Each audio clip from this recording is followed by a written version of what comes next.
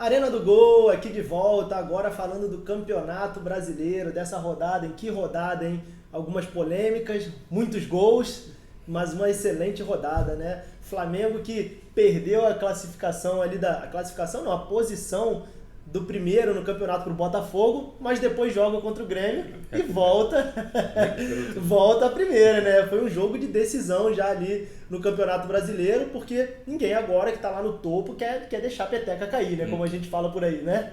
Foi um jogo bem disputado, né? Entre Flamengo e Botafogo. Flamengo e Botafogo. Grêmio.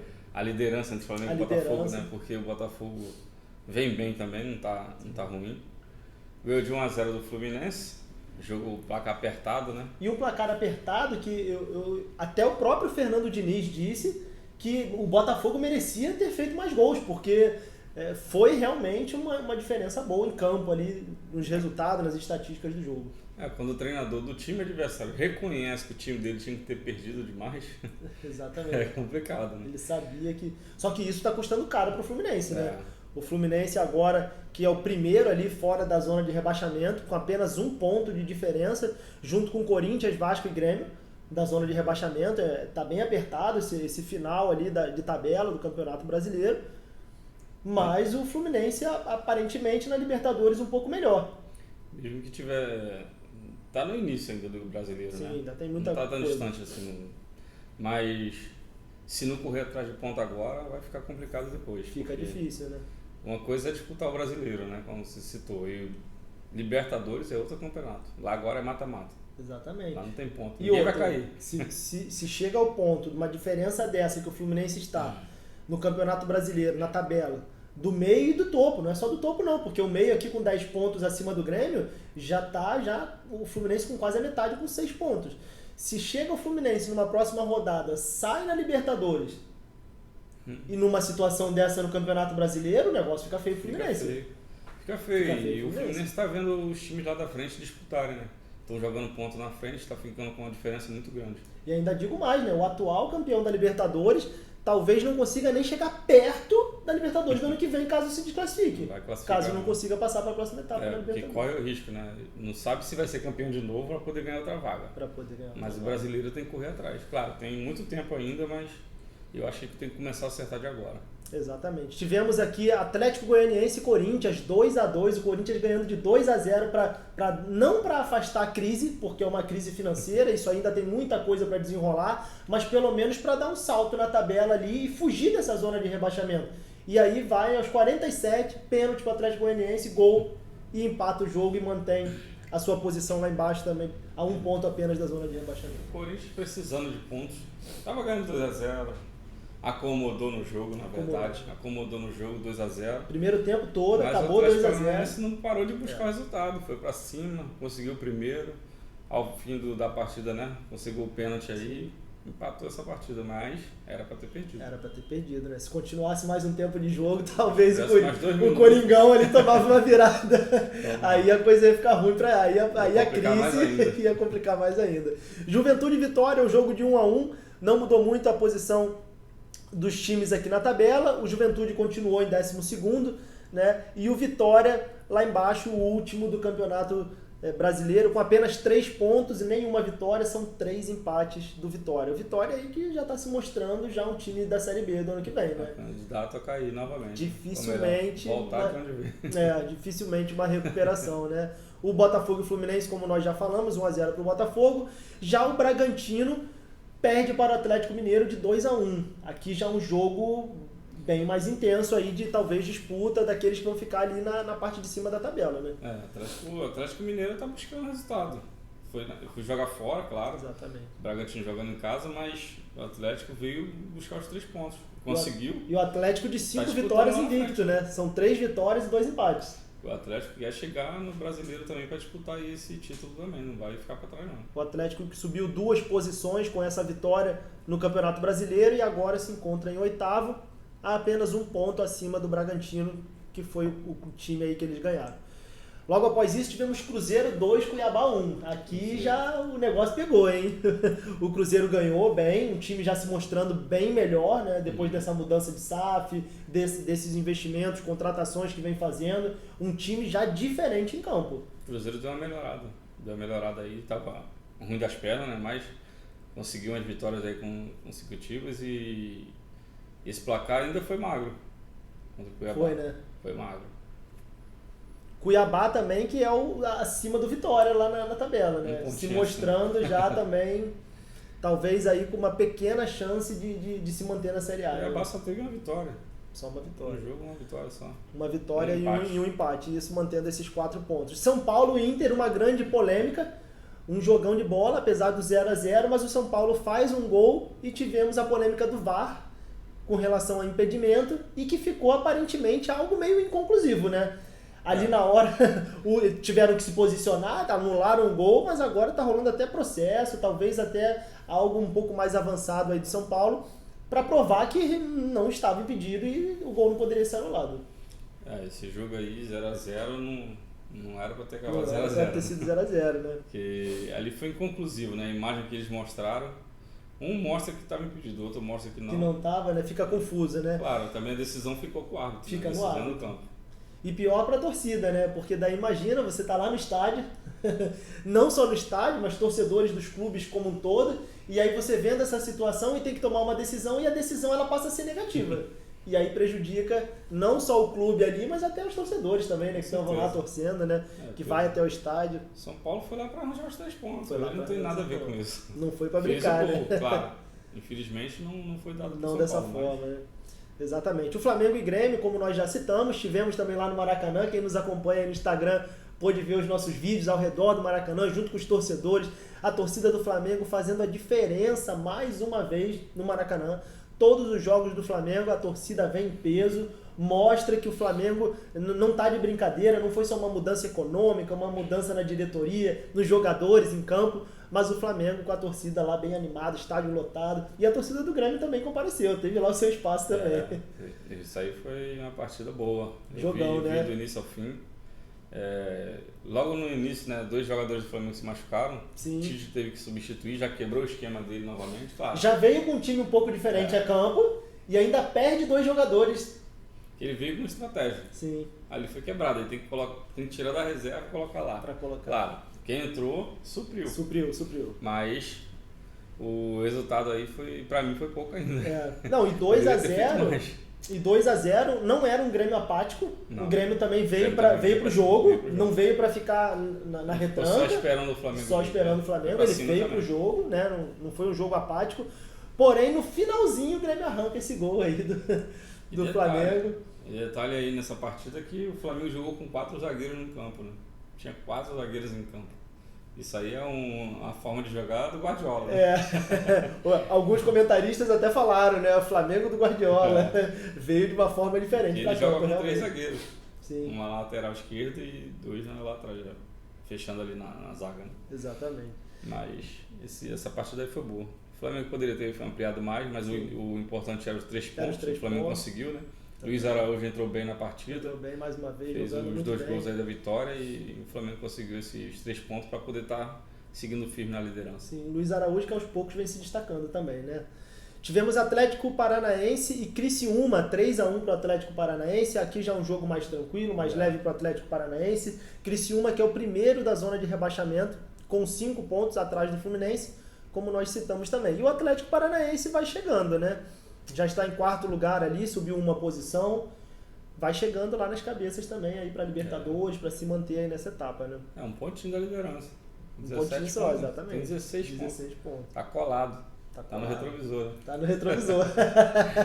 Tá buzinando atrás ali, piscando o farol. Olha que a próxima rodada a gente tá chegando aí, né? Tivemos também Bahia 1, Fortaleza 0. Aqui o couro comeu, como a gente fala no linguajar aqui mais da torcida. O couro comeu, Bahia que não conseguia ganhar de jeito nenhum do Fortaleza. O Fortaleza segurando o jogo e vindo pra cima, mas aí o Bahia consegue depois fazer um golzinho lá já aos 34 do segundo tempo.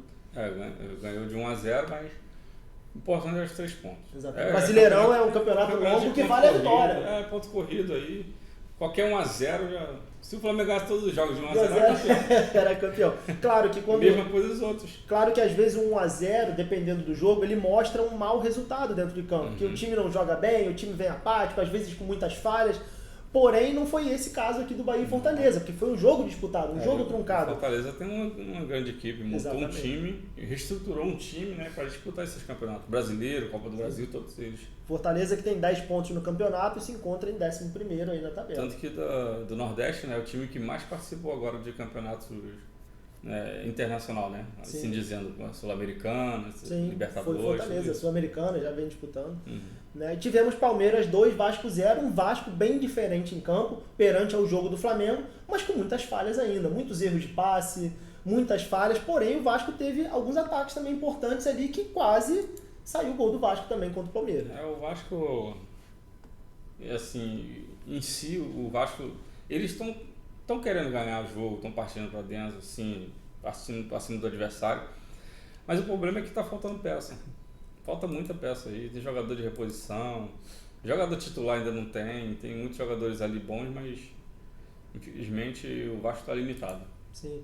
Tivemos aqui 89 passes errados do Vasco, finalizações, o Palmeiras teve 25, o Vasco teve 10 finalizações, dessas o Vasco teve 2 no gol, já o Palmeiras veio com 6, com chances de gol, né? Contra o outro. O Vasco não teve nenhuma ação bloqueada de ataque, mas o Palmeiras teve 5 do Vasco, ou seja, nas chegadas que o Vasco vinha, mostra a diferença ali de uma defesa já mais articulada, mais centrada, né, treinada para isso. O Vasco, às vezes a gente vê um Vasco até tentando melhorar um pouquinho do meio para frente, mas com uma zaga muito falha ainda, muito defeituosa, e que o goleiro acaba se destacando, Léo Jardim, por ser um bom goleiro, fazendo defesa e salvando o Vasco. O Vasco. Pode tomar mais gol. Poderia ter tomado mais gol, né? Nesse caso aqui até mais, porque o Palmeiras jogou muito bem, apesar de o Vasco ter melhorado um pouquinho, né? Não foi aquele Palmeiras de mega destaque como foi contra o Flamengo. O Flamengo se destacou muito contra o Vasco, apesar de o Vasco ter saído de 1-0 na frente do placar, né? Quase contra o Palmeiras, o Vasco também sai na frente do placar. Porém, aquele famoso quem não faz leva. E quando levou, não tem estrutura nenhuma do time. O Palmeiras se manteve consistente até o fim. Por isso que eu falei, né? O elenco faz toda a diferença. Toda a diferença. Quando tem um elenco bom lá na frente que pressiona todo momento, vai pra cima, a zaga dificilmente vai segurar. E a gente falava assim muito, né? Alguns anos atrás, os meninos da Vila, agora os meninos do Palmeiras, né? O Palmeiras vem cada hora aí revelando jogadores novos. O Estevão jogando muito bem contra o Vasco, se destacando também. Que tá fechando aí a venda dele também, né? Pra Europa, pro Chelsea, né?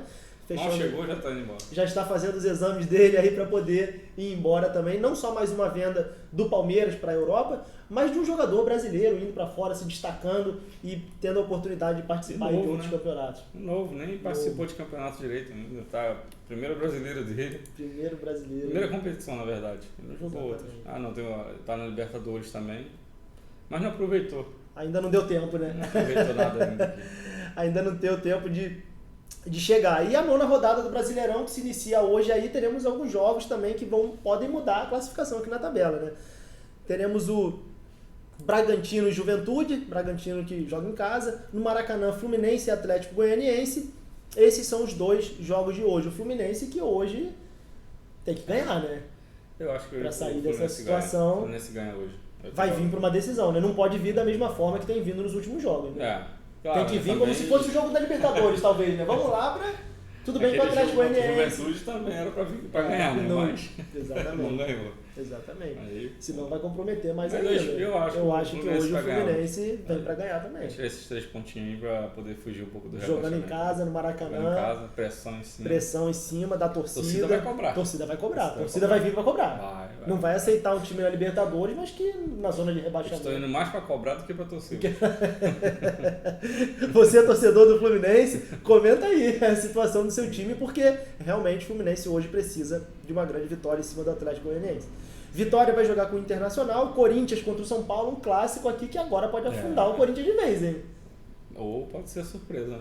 Ou pode ser a surpresa. Porém, se ele ganhando aqui, ainda não passa à frente na tabela de uma 12ª, 11ª classificação, que são os 10 pontos que mudam.